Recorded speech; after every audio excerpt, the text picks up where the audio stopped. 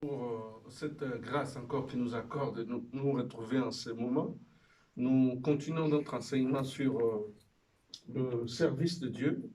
Le mardi de la semaine dernière, nous avons abordé notre point 3C sur le comment servir Dieu. Mais le point précédent, le point B, c'était sur apprendre à connaître Dieu. Nous avons parlé de comment on peut servir Dieu si on ne le connaît pas. La connaissance de Dieu était d'une importance capitale. Et non seulement nous avons souligné la connaissance de Dieu, mais nous avons souligné la connaissance de la volonté de Dieu. Et nous avons insisté pourquoi devions-nous connaître la volonté de Dieu. La seule raison, c'est que Dieu est souverain. Amen. Amen. Dans sa souveraineté, tout ce qu'il veut, c'est ce qu'il fait. Amen. Parce que Dieu est souverain et au-dessus de notre Dieu, il n'y a pas de Dieu. Amen. Et il n'y aura jamais de Dieu. Amen. Et louange à Dieu, parce que lui-même, quand il bombe sa poitrine, il dit, avant lui, il n'y a point eu de Dieu. Amen. Et après lui, il n'y aura jamais de Dieu. Amen. Il reste Dieu d'éternité en éternité. Amen. Je loue l'Éternel parce qu'il a dit par son serviteur Moïse, dans le livre de Psaume 90, du verset 1 au verset 2, il dit, d'éternité en éternité, il est Dieu. Amen. Alléluia. Amen. D'éternité en éternité, il est Dieu. Et il reste éternel. Amen. En lui, il n'y a point d'ombre de variation ni de changement. Mhm. Il a créé tout par sa parole. Amen. Il est Dieu et il est souverain. Amen. Donc, il était important de pouvoir connaître sa volonté. Qu'est-ce qu'il veut? La connaissance de la volonté de Dieu, elle est d'une importance capitale. Pourquoi? Parce que Dieu est souverain. Amen. Tu ne peux pas servir un Dieu, le Dieu d'Israël, si tu ne connais pas sa volonté. Et je loue l'Éternel parce que dans la prière que le Seigneur Jésus-Christ nous a montrée, nous avons souligné son commencement, 3 éléments. Notre Père qui es aux cieux, que ton nom soit sanctifié. 2, que ton règne vienne. 3, que ta volonté à toi, ta volonté soit faite sur la terre comme elle est faite au ciel. Alléluia. Amen. Au sujet de cet aspect de la connaissance de la volonté de Dieu. Parce que d'abord, un Dieu est esprit. Dieu est esprit. Louange à Jésus-Christ, notre maître, qui dit Dieu est esprit. Il faut que ceux qui l'adorent en vérité en esprit. Amen. Il faut apprendre à connaître sa volonté. Et nous avons dit par rapport à cet aspect de la connaissance de la volonté de Dieu, nous avons épinglé 3 types de serviteurs de Dieu. Au sujet de 3 types de serviteurs de Dieu, nous avons souligné le premier, ceux qui cherchent et marchent selon la volonté de Dieu. Ceux qui cherchent la volonté de Dieu et qui marchent selon la volonté de Dieu. Parmi ces serviteurs, nous avons souligné d'abord lui-même, le Seigneur Jésus-Christ, comme modèle de serviteur qui cherche, parce que la vie du Seigneur Jésus-Christ sur la terre n'était que la recherche de la volonté de Dieu et c'était que la marche dans la volonté de Dieu. Et louange à Jésus-Christ encore, nous avons pu parler du roi Cyrus dans Isaïe 44, le verset 28, où Dieu lui-même dit, mon serviteur Cyrus, il accomplira ma volonté. Alléluia. Amen. Il accomplira ma volonté. Dieu est allé plus loin en disant encore, il libérera, Cyrus libérera dans Isaïe 45. Il libérera, Dieu l'a oint, Dieu l'a nanti des capacités nécessaires pour que Cyrus puisse se libérer sans rançon ni prison. Alléluia. Amen. Voilà. Et deuxième type de serviteur, nous avons souligné ceux qui cherchent et marchent selon la volonté permissive de Dieu. Ésaïe 37, verset 26. La volonté permissive de Dieu. Nous avons parlé de l'histoire de Sanchérib et de l'histoire de Rabshakeh. Sanchérib qui oubliait que dans les différentes victoires qu'il avait en tant que roi, c'est Dieu qui permettait qu'il puisse avoir ces différentes victoires. Lui bomba la poitrine pensant que ces victoires étaient attribuées à sa propre force. Non, Dieu a dit clairement, je l'ai résolu Je les ai résolus de loin. Je les ai conçus de loin. Et j'ai permis que ces victoires-là puissent avoir lieu. Nous avons parlé de la volonté permissive. Et finalement, nous avons évoqué un élément très important. Troisième type de serviteur, nous avons parlé de serviteurs qui prennent leur volonté comme la volonté de Dieu. Alléluia. Amen. C'est leur propre volonté, mais ils présentent leur volonté comme la volonté de Dieu. Ce qui est très dangereux. Parmi ce type de serviteurs, nous avons souligné le prince de Tyr dans le livre d'Ézéchiel, chapitre 28, hein, du verset 1er jusqu'au moins au verset 11. Et nous avons pris également comme exemple à ce sujet le roi Saül. Le roi Saül, la Bible dit que Dieu avait résolu que Amalek, que la mémoire d'Amalek, toute la race d'Amalek soit complètement décimée. Dieu s'est rappelé du mal qu'a causé Amalek à Israël. Là, je suis dans Exode chapitre 17. Dieu s'est rappelé du mal que Amalek a causé à Israël. Israël est fatigué, Israël est en marche vers la terre promise. Mais la Bible dit, Amalek vient combattre Israël à Rephidim. Exode 17 à partir du verset 8 jusqu'au verset 16. Alors la Bible dit que Dieu s'étant souvenu du mal qu'a causé Amalek à Israël, Dieu suscite, bien aimé, le roi Saül pour pouvoir mettre terme à la race d'Amalek. Mais le mal de Saül, c'est qu'il a préféré accomplir sa propre volonté que d'accomplir la volonté de Dieu. Bien aimé, nous avons pris encore un deuxième exemple à notre dernière séance du prophète Balaam. Exactement pareil comme le roi Saül. Dans ces deux cas de figure, on ne dit pas que ces deux héros, le roi Saül et le prophète Balaam, on ne dit pas qu'ils ne connaissaient pas la volonté de Dieu. Ils connaissaient la volonté de Dieu. Alléluia. Amen. Ils connaissaient la volonté de Dieu. Au sujet de Balaam, Dieu lui a clairement dit que tu ne peux pas aller. Tu ne peux pas maudire ce que Dieu a béni. Au sujet du roi Saül, Dieu lui a clairement dit aussi, Dieu a exprimé clairement sa volonté de tout vouer à l'interdit. Mais dans les deux cas de figure, ils ont préféré accomplir leur propre volonté. Et lorsque nous sommes allés plus loin, bien aimés dans le Seigneur, au sujet du prophète Balaam, en considérant la révélation que Dieu a donnée à son serviteur, l'apôtre Pierre. L'apôtre Pierre a parlé de la démence du prophète. La démence du prophète. Quand le serviteur de Dieu connaît la volonté de Dieu, mais exécute sa propre volonté. L'apôtre Pierre a parlé de la démence du prophète. De la démence du prophète qui fut stoppée net par le fait que l'ânesse a parlé.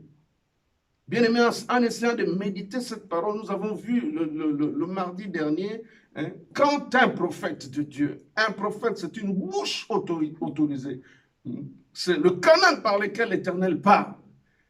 C'est un messager de l'Éternel. Bien aimé, mais quand le prophète devient dément, la démence, nous avons essayé d'expliquer ce que c'est la démence. La démence, c'est la détérioration de fonctions cognitives supérieures. Dans le cerveau, nous avons une zone de la cognition, de la connaissance, de l'intelligence. Dans la démence, on parle de la maladie d'Alzheimer. Je crois que ceux qui travaillent dans les maisons de retraite, ils connaissent de quoi on est en train de parler. Maladie d'Alzheimer, perte de mémoire. Mais bien aimé, c'est très dangereux qu'un prophète, un homme de Dieu, devienne dément. Mais on fait confiance. La Bible a clairement montré que le prophète Balaam était effectivement devenu dément. Il a manqué de lucidité. Non seulement qu'il était devenu dément, bien aimé, selon la révélation de l'apôtre Paul, Mais bien aimé, il est devenu aussi aveugle parce qu'il ne voyait pas, bien aimé. L'ange qui était devant, il ne voyait pas, bien aimé. Au point où Dieu a ouvert la bouche à l'ânesse de parler, c'est à ce moment-là que ses yeux se sont ouverts. Regardez le niveau, bien aimé, de la bouche autorisée de Dieu, de l'instrument de Dieu qui s'acharne à accomplir sa propre volonté, connaissant la volonté de Dieu, mais il accomplit sa volonté. Il devient effectivement démon. Non seulement qu'il devient démon, mais il devient aussi aveugle. Il ne voit pas les dangers qu'il y a devant lui. Il ne voit pas. Le prophète Balaam ne voyait pas l'ange qui était devant. En continuant à frapper l'ânesse, il frappait l'ânesse, il frappait au point où l'ânesse lui dit, mais combien de fois j'étais déjà désobéi? Mais est-ce que tu ne vois pas qu'il y a un danger devant moi? C'est très dangereux. C'est pourquoi, bien aimé dans l'église, bien aimé dans le Seigneur, dans l'église de Dieu, dans ces temps de la fin, bien aimé dans le Seigneur, je reviens sur cet aspect. Si Dieu a révélé à son serviteur la notion de la démence du prophète, le prophète qui devient dément, non seulement qu'il est dément, mais il est aussi aveugle, il ne voit pas les dangers, mais il est, bien aimé, animé d'un seul désir, c'est d'accomplir sa propre volonté, qu'il considère comme étant la volonté de Dieu. C'est très dangereux. Il est aveugle, mais s'il devient aveugle, tout ce qu'il est en train de conduire, ils vont se jeter dans le trou. Jésus-Christ a dit, est-ce qu'un aveugle peut-il conduire un aveugle? Non. Si le conducteur devient aveugle, si le conducteur devient dément, s'il perd la boule, comme on dit, excusez-moi entre guillemets, s'il perd la tête, s'il n'a plus de lucidité, de clarté, d'intelligence.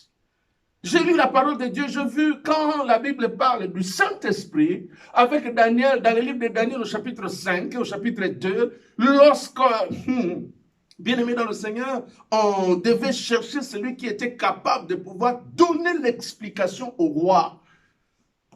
Il a été dit au roi, il y a au milieu de toi, dans le royaume, quelqu'un qui a l'esprit de clarté, l'esprit d'intelligence. Laissez-moi le lire. Parce que c'est très important. Pourquoi nous insistons sur cela? À cause de ce qui se passe maintenant. Les gens ont tellement soif qu'on leur parle de la prophétie, oubliant que la prophétie véritable, c'est la parole. Amen. Et tout est dans la parole. Amen. Et effectivement, dans ce temps de la fin, nous avons aussi des prophètes qui sont démons. Qui exécutent leur propre volonté, au lieu d'exécuter la volonté de Dieu qui est clairement exprimée où c'est dans la parole du Seigneur. Amen. Le prophète dément, qui devient aveugle, mais qui est censé, qui conduit le peuple. Mais ils vont tous tomber dans le trou. Ils vont tous tomber dans le trou. Ils vont tous tomber dans le trou. Je lis la parole. Je suis dans le livre de Daniel. La Bible dit dans Daniel chapitre 5. Daniel chapitre 5, à partir du verset 10. Il est dit ceci. La reine, à cause des paroles du roi et de ses gants, entra dans la salle du festin et prit ainsi la parole. Ô roi, vis éternellement, que tes pensées ne te troublent pas et que ton visage ne change pas de couleur. Il y a dans ton royaume un homme qui a en lui l'Esprit de Dieu Saint. Et du temps de ton père, on trouva chez lui des lumières. Lumière. 2. De l'intelligence. Intelligence. C'est-à-dire, il n'y a pas de démence. Alléluia. Amen. On trouva chez Daniel l'intelligence. Il n'y a pas de confusion avec la démence. J'ai pris mon temps un peu de discuter avec un psychiatre aujourd'hui au sujet de la distinction entre la démence et la maladie psychiatrique pure et simple. Parce qu'à un moment donné, dans la maladie psychiatrique, on a tendance à confondre la démence et la maladie psychiatrique, la schizophrénie par exemple, à un moment donné. C'est-à-dire, dans la symptomatologie, dans les signes de la personne qui est démente et de la personne qui souffre de troubles psychiatriques, on a les mêmes symptomatologies. Alléluia. Amen. Alors, bien aimé, j'ai pris cette comparaison, je me suis dit, on est conduit par un prophète qui est censé être la bouche autorisée de Dieu, mais qui souffre de la démence, qui est aveugle parce qu'il ne voit pas les dangers de l'ange devant avec l'épée. Il n'a plus de clarté dans sa tête, mais il conduit le peuple. Il fait sa propre volonté, et ceux qui sont derrière lui, ils pensent qu'ils sont en train aussi d'accomplir la volonté de qui? De Dieu. Mais ils font la volonté de l'homme. Mais qui est démon, sans intelligence. Où est-ce qu'on va? Église. Église. Prenons le temps de voir la prophétie de la parole. Amen. Restons dans les Écritures. On n'a plus ce temps-là. On n'a plus ce temps-là à perdre. Ton âme a de la valeur. Amen. Jésus-Christ a versé son sang pour ton âme. Amen. Pour ton âme. Je reviens sur ce que j'étais en train de dire. Daniel chapitre 5, il dit, on trouva chez lui des lumières, de l'intelligence et une sagesse semblable à la sagesse de Dieu. Aussi le roi Nabuchodonosor, ton père, et le roi, ton père, l'établirent chef des magiciens, des astrologues, des chaldéens, des devins. Parce qu'on trouva chez lui, verset 12 de Daniel 5, parce qu'on trouva chez lui, Daniel, nommé par le roi Belshazzar, un esprit supérieur de la science et de l'intelligence, la faculté, la capacité d'interpréter les songes et d'expliquer les énigmes et de résoudre les questions difficiles. Ça, c'est le fact. Ah, merci Seigneur. Ça, c'est ce que le Saint-Esprit, bien aimé, l'esprit de la clarté, qui est censé animer le prophète de Dieu. Amen. Est censé accomplir dans la vie du prophète, homme de Dieu. Ça, c'est ce que le Saint-Esprit fait dans la vie de Daniel. Et ça, c'est ce que est censé faire aussi le Saint-Esprit dans la vie de Balaam. Mais bien aimé, Balaam est en train de faire sa propre volonté, mais il connaît la volonté de Dieu. Mon Dieu, c'est que Dieu a béni.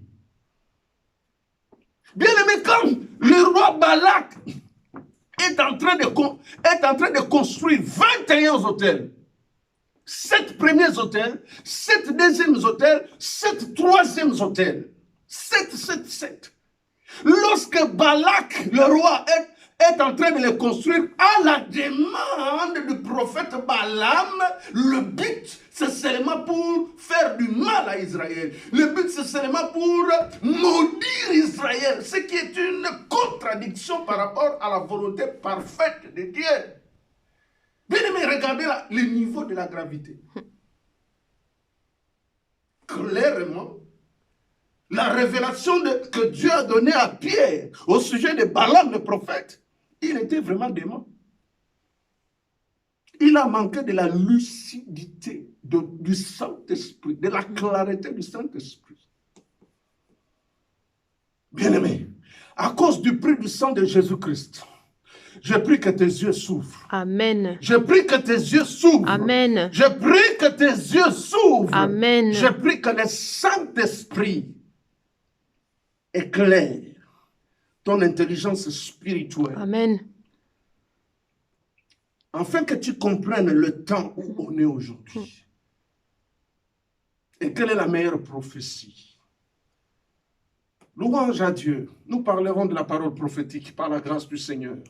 L'importance de la parole prophétique. La Bible dit que la parole prophétique, elle est une lumière qui brille dans les ténèbres. Amen. Mais cette parole prophétique, elle est où? Elle est là. Amen. Elle est là. Amen. Elle est là. Amen.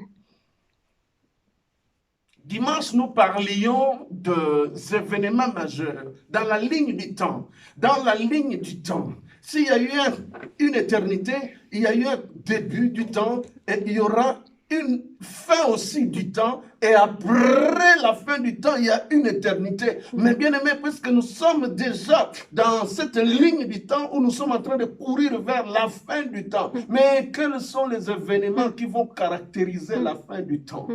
Et quel est l'événement majeur qui va marquer la fin du temps? Bien, mais ça, c'est le top des tops.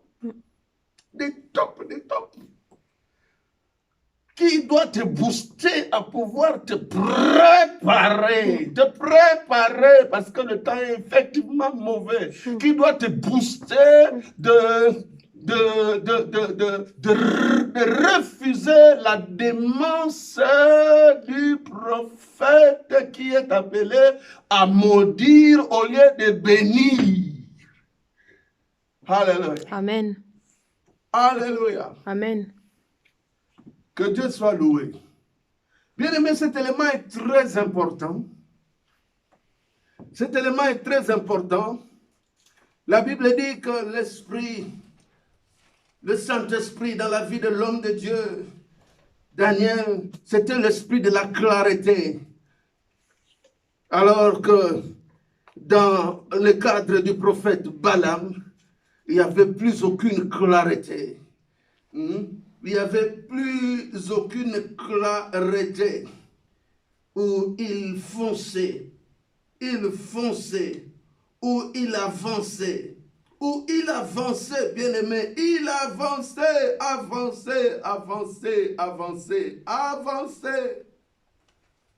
Je reprends, où il avançait, ne faisait qu'avancer en allant accomplir sa propre volonté, et cette volonté qui est en contradiction flagrante avec la volonté de Dieu. Alléluia. Amen. Combien sont de prophètes du type de Balaam à notre temps aujourd'hui, auxquels beaucoup se sont attachés? Quel est leur sort?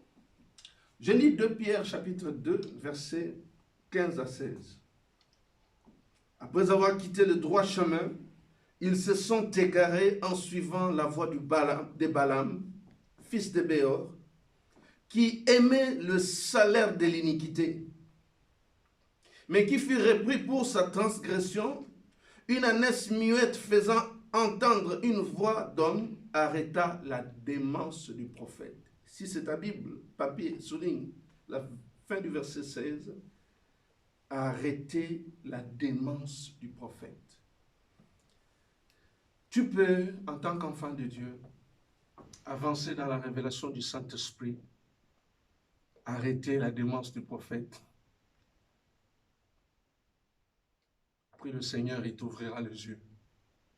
Prie le Saint-Esprit, il t'éclairera à cause de la valeur de ton âme. Amen. Alléluia. Amen.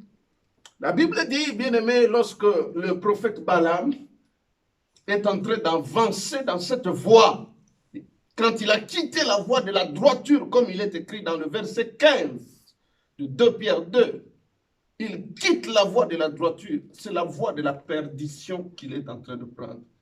Et l'ange lui a clairement dit, Balaam, la voie que tu as prise, c'est la voie de la perdition. Alléluia. Amen. Balaam, la voie que tu as prise, la voie que tu as prise, c'est la voie de la perdition.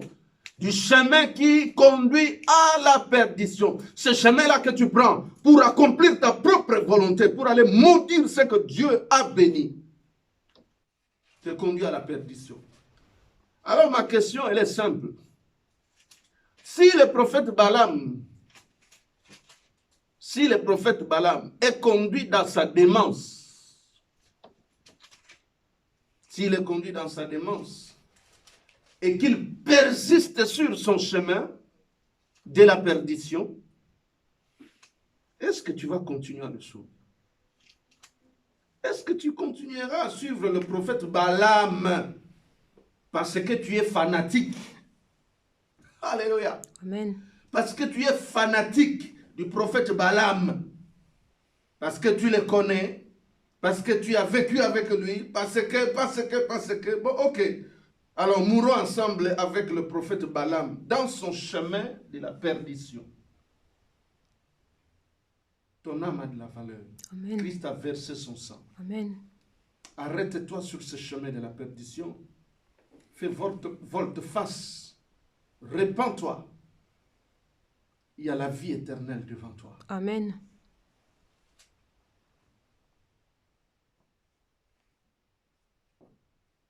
Le chemin de la perdition. Je suis dans Nombre chapitre 22. Et puis, on continuera notre... Je suis dans Nombre chapitre 22. À partir du verset 30, la Bible dit, l'ânesse dit à Balaam, ne suis-je pas ton ânesse que tu as de tout temps monté jusqu'à ce jour? Je reprends le verset 30. L'ânesse dit à Balaam, ne suis-je pas ton ânesse que tu as de tout temps monté jusqu'à ce jour? Ai-je l'habitude de te faire ainsi? Et il répondit, non. L'Éternel ouvrit les yeux de Balaam. Et Balaam vit l'ange de l'Éternel qui se tenait sur le chemin, son épée nue dans la main. Et il s'inclina et se prosterna sur son visage. Verset 32. L'ange de l'Éternel lui dit, pourquoi as-tu frappé ton ânesse déjà 3 fois? Voici, je suis sorti pour te résister.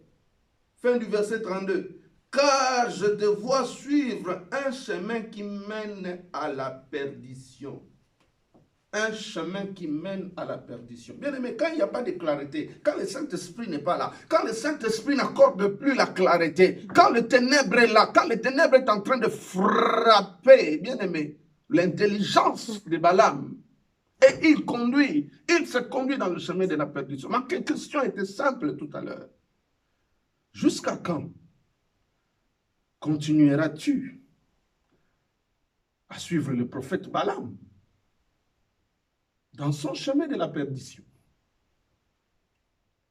Je suis venu te présenter un vrai mari. Je suis venu te présenter un époux véritable. Je suis venu te présenter un chemin qui n'est pas le chemin de la perdition, qui est le chemin de la vie éternelle. Amen. La Bible dit dans Jean chapitre 14, verset 6, je suis le chemin, la vérité et la vie. Jésus-Christ est le vrai chemin Amen. qui mène au Père. Amen. Ne continue pas à suivre le chemin du prophète Balaam. Que le Saint-Esprit de Dieu t'ouvre les yeux. Que le Saint-Esprit de Dieu mette le collier dans tes yeux. Amen. L'heure a tellement avancé. Je suis en train de faire appel à toi. Parce que Dieu m'a tellement parlé de ces choses aujourd'hui. Qu'il y a une âme. Et cette âme, c'est toi. Et cette âme, c'est toi. Et cette âme, c'est toi. Laisse le prophète Balaam continuer son chemin de la perdition. Mais toi, il y a un sang qui a coulé pour toi. Amen. Le Saint-Esprit est là. Le Saint-Esprit est là. Amen. Jean-Baptiste a dit, je vous ai dit que moi, je ne suis pas l'époux, mais l'ami de l'époux, qui est à côté de l'époux, éprouve une grande joie lorsqu'il entend la voix de l'époux. Et cette joie qui est la mienne, elle est totale et elle est parfaite. Il faut qu'il croisse et que moi je diminue. Bien-aimé, je suis venu te présenter un époux véritable. Amen. Un vrai chemin. Amen. Une lumière Amen. qui éclaire dans les ténèbres. Amen. Une source de vie éternelle Amen. et intarissable. Amen. Le 7e mari Amen. de la femme samaritaine. Car il a dit à la femme samaritaine, je sais que tu as eu 5 époux, même celui-là que tu as maintenant, le 6e, n'est pas à toi. Mais le 7e, c'est moi, lui, Jésus-Christ, qui est le véritable Amen. chemin qui conduit au Père. Amen. Je vais prier pour toi, toi qui écoutes cette parole. Je vais prier pour toi, toi qui continues à suivre le chemin de la perdition du prophète Balaam. Père Céleste, oint d'huile la tête de ma bien-aimée. Oint d'huile la tête de mon frère. Mets tes collures, Seigneur notre Dieu, comme tu as dit dans l'église de Laodicée. Je te conseille d'acheter chez moi. Je te conseille d'acheter chez moi. Et quand on achète auprès de toi, Seigneur notre Dieu, on achète gratuitement. Amen. Seigneur, mets des collires dans les yeux de celle ou de celui qui continue à suivre dans le fanatisme la voie de la perdition du prophète Balaam. Oh Dieu, tu as dit que les portes de séjour des morts ne prévendront pas contre ton église. Mais regarde le travail du prophète Balaam qui vient maudire ton église, qui construit des autels pour pouvoir maudire l'œuvre que toi tu as accomplie à la croix. Seigneur, lève-toi puissant guerrier. Pour cette âme, sauve, délivre et guéris. Je te bénis, toi le Dieu de ma délivrance.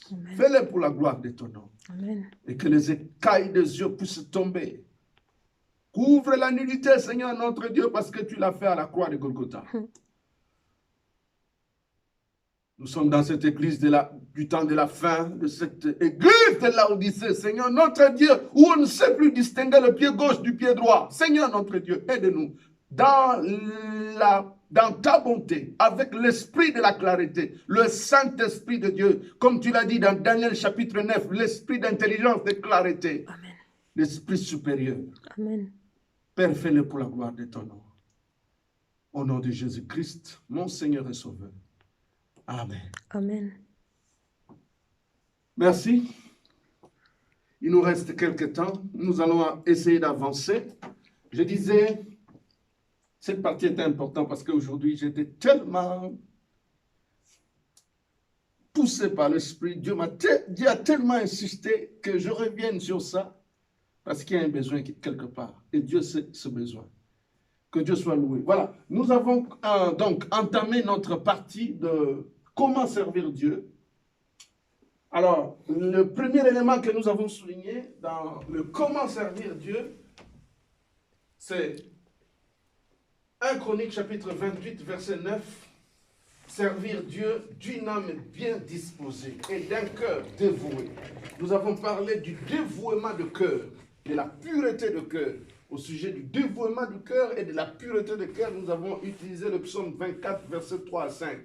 Et dans le verset 3 à 5, c'est le fameux psaume où il est écrit « Porte élevée volonto, afin que le roi de gloire fasse son entrée ». Mais dans le verset 3 à 5, il est écrit « Qui montera à la montagne de l'Éternel » L'homme qui a les mains innocentes et le cœur pur, la pureté de cœur. Et dans le service de Dieu bien-aimé, la disposition du cœur, le dévouement est d'une importance capitale. Alléluia. Amen. Être dévoué pour l'Éternel. Le dévouement pour l'Éternel est d'une importance capitale. Et dans le dévouement du cœur, bien-aimé, nous sommes allés aussi plus loin. Nous prenons le livre de Jean, chapitre 21, le verset 15. Jean 21, verset 15. Jean 21, le verset 15. Dans Jean chapitre 21, verset 15, au sujet de la disposition du cœur, le Seigneur Jésus-Christ est en train de poser la question à l'apôtre Pierre. Là, nous sommes entre la résurrection et l'ascension. Souvenons-nous, pendant 40 jours, le Seigneur Jésus-Christ apparaît à 10 reprises aux disciples. Il apparaît à 10 reprises aux gens pendant les 40 jours avant l'ascension. Là, dans Jean chapitre 21, verset 15, il apparaît maintenant aux disciples, en particulier à notre bien-aimé, l'apôtre Pierre. Alors, c'est là où il va lui poser la question. Pierre, m'aimes-tu plus que ne m'aiment ceux-ci? Alléluia. Amen. Lisons-le, excusez-moi, Jean chapitre 21. Je disais entre la résurrection et l'ascension, c'est le Seigneur Jésus-Christ qui apparaît. Il dit, après qu'ils eurent mangé, Jésus dit à Simon-Pierre, Simon, fils de Jonas, m'aimes-tu plus que ne m'aime ceci? Alléluia. Amen. Il lui répondit, oui Seigneur, tu sais que je t'aime. Alors, la question c'est, dans le service de Dieu, l'amour, le degré d'amour, un amour supérieur, un amour passion, un amour supérieur, un amour au service de Dieu, qui soit plus que l'amour qu'on peut donner à un homme, qu'on peut donner à une femme, ou que les autres peuvent avoir vis-à-vis de Dieu. Alléluia. Amen. Je prie que ton cœur brûle d'amour. Amen. Que ton cœur brûle de passion. Amen. Que ton cœur brûle, bien-aimé, excusez-moi, je vais aller plus loin. Que ton cœur soit possédé d'amour vis-à-vis de Dieu, plus Amen. que l'amour des autres. Amen. Ça, c'est le Seigneur Jésus qui dit à Pierre, est-ce que tu m'aimes plus que ne m'aime ceci? Alléluia. Amen. Plus que ne m'aime ceci. Quel est le degré de ton amour dans le service de Dieu? Les degrés de ton amour. C'est que Dieu, Jésus-Christ, notre maître, veut de Pierre que son amour soit supérieur par rapport à l'amour des autres. Alléluia. Amen. Il y avait Jean. Écoutez, bien-aimés. Écoutez cette notion. Jean est le disciple qui venait poser sa tête sur la poitrine du Christ. Alléluia. Amen. Jean est le disciple qui venait poser sa tête sur la poitrine du Christ. Et il est dit qu'il était le disciple bien-aimé du Christ. Mais ce que le Seigneur Jésus-Christ cherche ici, c'est que Pierre, il aime Christ plus que l'amour de Jean vis-à-vis de Jésus-Christ. Alléluia. Amen. Un amour au top niveau. Un amour au top niveau, quand tu l'as bien aimé vis-à-vis de Dieu, ça va te pousser à faire des actes. Parce que l'amour, ce n'est pas le blablabla. La Bible dit d'ailleurs au sujet de l'amour que Dieu a tant aimé. Quand il a tant aimé, il a fait quoi? Il a donné. L'amour se montre dans les œuvres. Quand tu aimes Dieu au-delà de tout, ce que tu vas poser comme acte, ça va dépasser l'entendement des gens. Et les gens diront que tu deviens fou. Je dirais, béni soit le Seigneur. Parce que cette folie, c'est pour la gloire du Seigneur. Amen. Alléluia. Amen. Alléluia. Amen. Bien-aimé, dans ce temps de la fin, dans ce temps de la fin, prie que Dieu te donne un amour passionné qui dépasse l'entendement des autres amours vis-à-vis de Dieu lui-même. Amen. Que Dieu soit... On ne peut pas surprendre Dieu, on ne peut pas étonner Dieu, mais... que Dieu se dise, j'ai trouvé un amour différent des autres amours. Je vois l'engagement de mon serviteur. Je vois l'engagement de ma servante qui dépasse les niveaux des autres. Et tu es plébiscité. Et tu es acclamé. Quand Dieu atteste cela, attends-toi à un retour. Alléluia. Amen. Donc je disais, le service de Dieu, d'un cœur dévoué, d'un amour passionné, d'un amour plus que l'amour des autres. Alléluia. Amen. Un cœur bien disposé, un amour dévoué, un amour différent des autres. Alors, deuxième élément que nous allons souligner ici, nous le retrouvons dans l'épître de Pierre, 1 Pierre chapitre 5. 1 Pierre chapitre 5. Donc les autres éléments que nous allons essayer d'exploiter ici se trouvent dans le livre de 1 Pierre chapitre 5. C'est l'apôtre Paul. Donc cette notion est en lien avec justement cette expérience de Jean chapitre 21. Alors, deuxième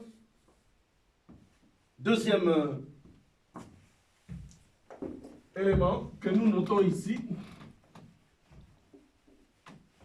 Deuxième élément que nous notons, les éléments, tous les autres éléments que nous avons cités ici, je disais, nous les retrouvons dans le livre de 1 Pierre, chapitre 5. 1 Pierre, chapitre 5.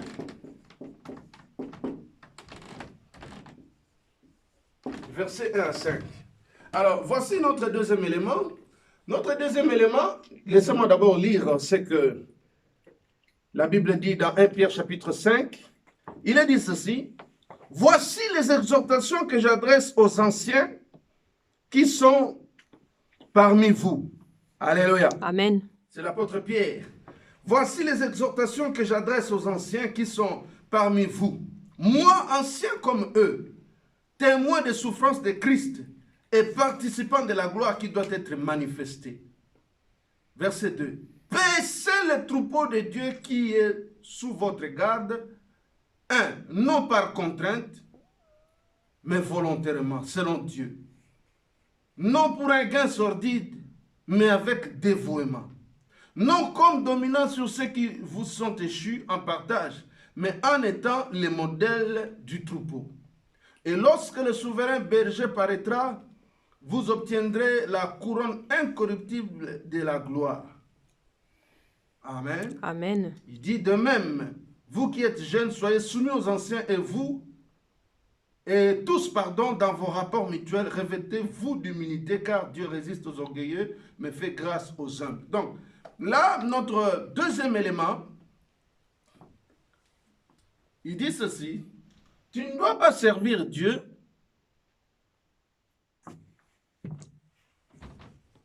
par contrainte. Tu ne dois pas servir Dieu, non par contrainte.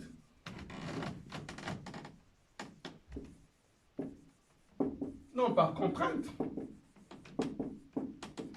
Mais, l'apôtre Pierre, dans la Révélation, ajoute en disant, mais volontairement.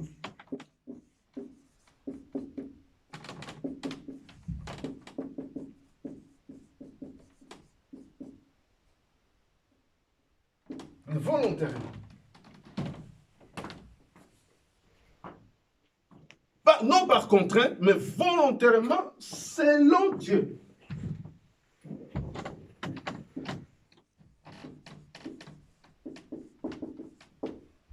Voilà. Non par contrainte, mais volontairement, selon Dieu. Ça, c'est ce que demande l'apôtre Pierre. Il dit, mais voici les exhortations que je vous ai données. Moi, ancien comme eux. Paître le troupeau, servir Dieu. Quand il parle de paître le troupeau, servir Dieu. Et d'ailleurs, dans Jean chapitre 21, quand le Seigneur Jésus-Christ lui reprend, est-ce que tu m'aimes, m'aimes-tu, manifeste ton amour dans mon jardin. Manifeste ton amour dans mon pâturage. Manifeste cet amour en paissant mes brebis. Alors, essayons de développer cette notion de paître le brebis en lisant Ézéchiel chapitre 34. Nous allons découvrir davantage ce que définit la Bible au sujet de la notion de paître le brebis. Alléluia. Amen. Nous avançons. Donc, premier élément, non par contrainte, mais volontairement selon Dieu. Deuxième élément, il dit,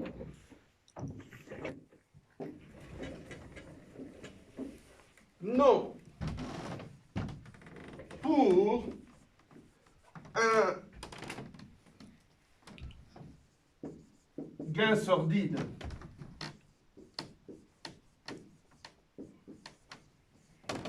Non pour un gain sordide. Il dit non pour un gain sordide. Ne travaillez pas pour moi pour un gain sordide.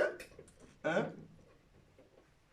Il dit, c'est le troupeau de Dieu qui est sous votre garde, non par contrainte, mais volontairement selon Dieu, non pour un gain sordide. Gain sordide. Les gains sordides. Hein? L'amour de l'argent. Nous connaissons le sort, bien aimé, de la lèpre de Naaman qui s'est attachée au serviteur qui a voulu poursuivre l'argent. Comment la lèpre l'a atteint. Alléluia. Amen. Lisez 2 Rois, chapitre 5, du verset 23 au verset 27. Lui qui normalement devait bénéficier d'une onction beaucoup plus supérieure. Si Élisée a eu la double onction, si Élisée a eu la double onction d'Élie, lui devait en avoir combien? Quel niveau d'onction il devait avoir?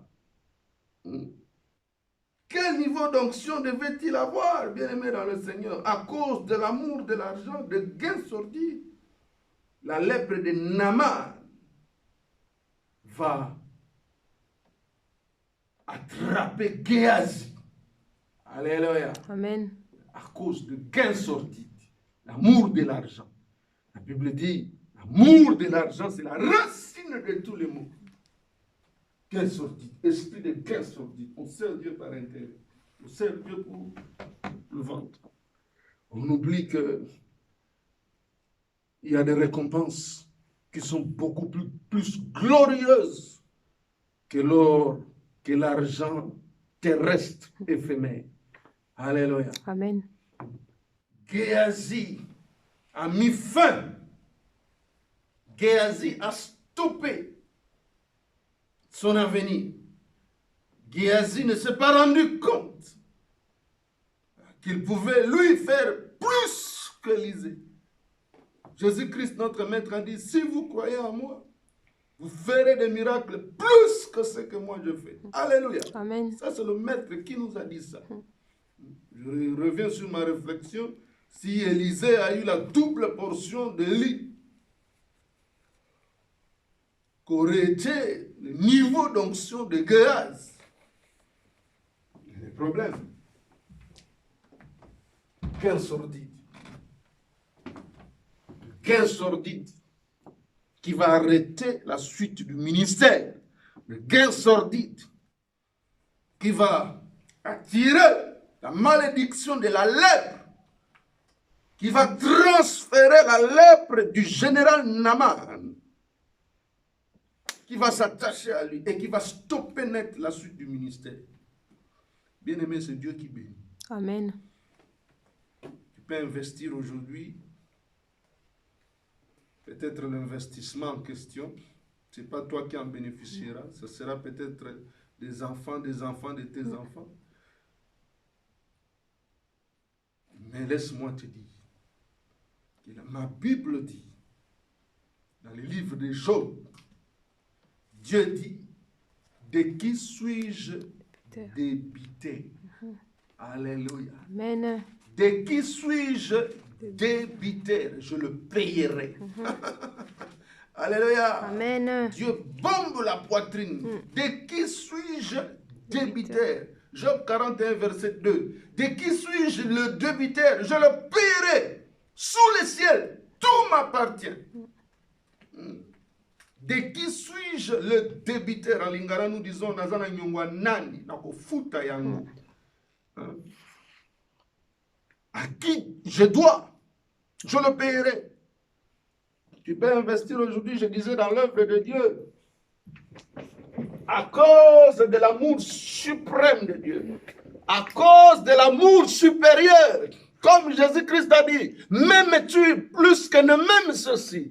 L'amour de Dieu en toi, cet amour supérieur, plus que l'amour des autres, va te pousser à faire des choses que les autres ne peuvent pas faire. Toi qui es en train de suivre cette parole, et toi qui es touché par la parole de Dieu, tu as ton église, là où tu pries, l'Esprit de Dieu est en train de te pousser de faire des choses, mais ton entourage est en train de t'empêcher. En te disant, regarde, n'écoute pas la voix de cet entourage. Dieu veut te bénir. Dieu veut te bénir. Dieu veut t'amener loin. Fais ce que Dieu te dit de faire pour ton église. Fais ce que Dieu te dit de faire pour ton pasteur. Fais ce que Dieu te dit de faire pour la veuve dans ton église. Fais ce que Dieu te dit de faire pour l'orphelin dans ton église. Fais ce que Dieu te dit de faire pour cette veuve qui est devant ta maison. Fais-le, fais-le, fais-le, fais-le. Il y a un combat qui arrive devant toi. L'Éternel va te préserver. Amen. L'Éternel va te préserver. Amen. L'Éternel va te préserver. Amen. Il y a un danger qui est devant toi. L'Éternel va te préserver. Mais que cette œuvre-là que l'Éternel te met à cœur de pouvoir faire puisse parler au devant du trône de la grâce de Dieu. Mhm.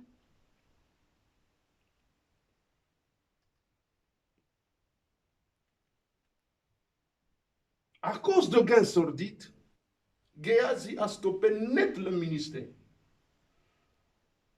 Géasi qui devait, au niveau de l'onction, avoir plus que même Élisée, a tout arrêté.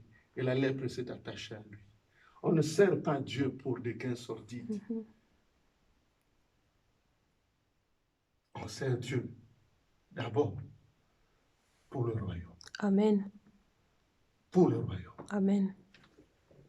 Et encore pour le royaume. Amen. Je reprends encore pour le royaume. Amen. Pour le royaume. Amen.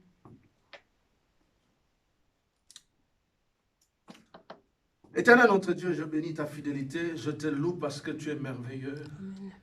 Merci Saint-Esprit de Dieu pour la grâce que tu déposes dans la vie de ton serviteur, dans la vie de ta servante, dans la vie de mon frère, dans la vie de ma soeur, pour s'occuper de cette veuve, pour s'occuper de cet orphelin devant la porte de sa maison. Éternel, louange à toi, Seigneur notre Dieu. Ferme les oreilles de tes serviteurs, de tes servantes, de ne pas écouter l'environnement, mais d'agir selon ce que tu déposes dans leur cœur, parce que tu veux le bénir. Merci Seigneur notre Dieu pour cette soirée. Saint-Esprit de Dieu, nous sommes limités dans le temps, mais toi tu es illimité. Amen. Continue à enseigner ton peuple. Continue à te révéler dans la gloire. Amen. Au nom du Seigneur Jésus-Christ, notre roi, notre Seigneur des Seigneurs.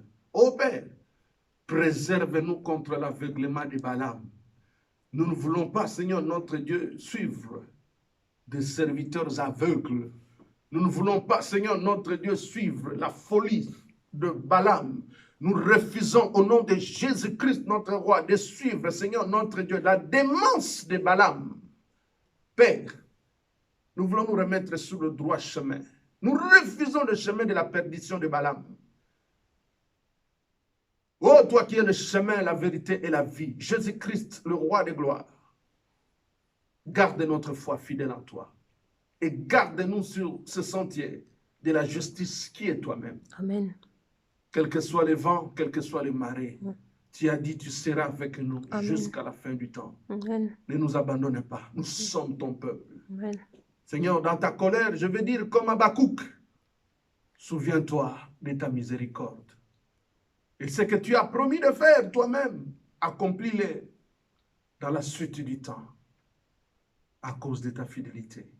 Au nom du Seigneur Jésus-Christ, notre Seigneur et Sauveur. Par le Saint-Esprit, j'ai ainsi prié le Père avec action de grâce. Amen. Amen.